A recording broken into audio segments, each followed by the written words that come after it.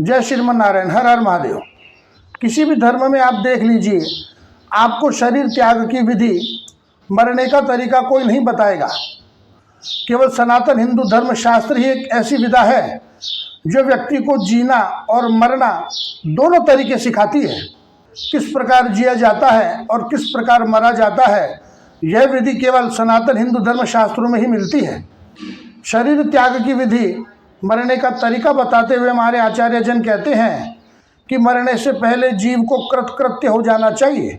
कृत्य का अर्थ कर्तव्य रूपी कर्म और कृत का अर्थ कर लिया, अर्थात जिसने कर्तव्य रूपी कर्म कर लिया वह कृतकृत्य हो गया।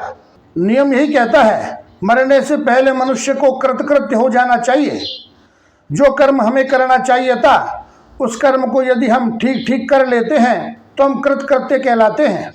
आचार्य जन कहते हैं, कृतकृत्या प्रतीक्षन्ते मृत्यु में प्रियवातिथिम, अर्थात कृतकृत्य व्यक्ति मृत्यु की प्रतीक्षा करता है और मृत्यु के आने पर उसको अतिथि मान करके उसका स्वागत करता है। जिसने कर्तव्य रूपी कर्म कर लिया वह मृत्यु से डरता नहीं, मृत्यु को अतिथि मान करके उसका स्वागत करता है। जो व्यक्ति अकृत कृत्य है, अर्थात जिन्होंने कर्तव्य रूपी कर्म नहीं किया, वह मृत्यु से डरता है, उसको मृत्यु से भय लगता है। आप भी कृतकृत्य हो जाओ, मरने की विधि यही है। सारे कर्तव्य रूपी कर्मों को कर लेना चाहिए। मित्रों, कर्तव्य रूपी कर्मों में भी प्रभु भक्ति मुख्य है। मानव शरीर प्रभु भक्ति के लिए ही मिलता है। आप भी धीरे धीरे निरंतर प्रभु की भक्ति करते रहो, निरंतर जप करते रहो, तप करते रहो, स्वाध्याय चिंतन मनन करते रहो और करते करते इतना कर लो कि जब मृत्यु आए उस समय केवल भगवान की याद आए। खूब भजन करो, खूब तीर्थ करो, खूब कीर्तन करो, जप करो, तप करो, भागवत पढ़ो, रामायण पढ़ो, गीता पढ़ो और इतना पढ़ लो कि जब अंत समय आवे, मृत्यु आवे, तब ना बेटा याद आवे ना बेटी याद आवे, केवल भगवान की ही याद आवे। यही मनुष्य जीवन का जन्म लाभ है। जन्म लाभम परम पूषाम। मनुष्य जीवन का क्या जन्म लाभ है? अंते नारायण स्मृति। यही लाभ है कि हमें अंत समय में भगवान नारायण की स्मृति हो। अंत समय में कोई याद नहीं आवे, केवल भगवान नारायण की ही याद आवे, तब ये मनुष्य जीवन सफल होता है, तब हमें इसका लाभ मिलता है। यही जीवन का जन्म लाभ है। पर यह कब होगा? बोले, जब भगवान की खूब भक्ति कर लोगे, खूब भगवान का भजन कर लोगे, तब अंत समय में भगवान ही याद आएगा। कोई याद नहीं आएगा, केवल भगवान ही याद आएगा। पर यह सब एक दिन में नहीं होगा, इसके लिए शुरू से ही अभ्यास करना होगा।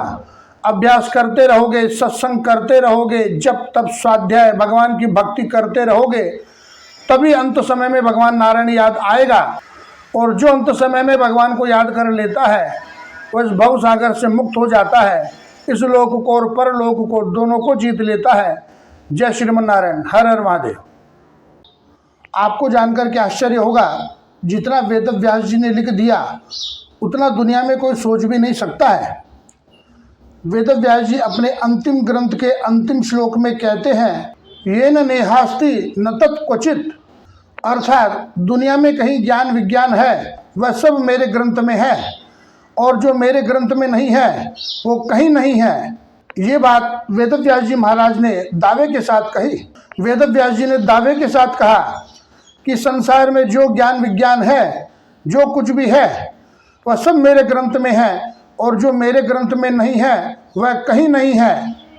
वेद व्यास जी के इस कथन से यह तो स्पष्ट हो जाता है कि हमारे धर्मशास्त्रों में जो ज्ञान विज्ञान है उसके बाहर कुछ भी नहीं है, उसके बाहर कोई कल्पना भी नहीं कर सकता। लिखना तो बहुत दूर की बात है।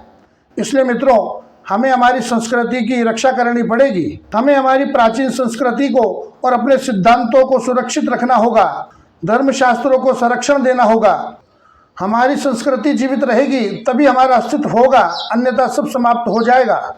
जय श्रीमन नारायण, हर हर महादेव।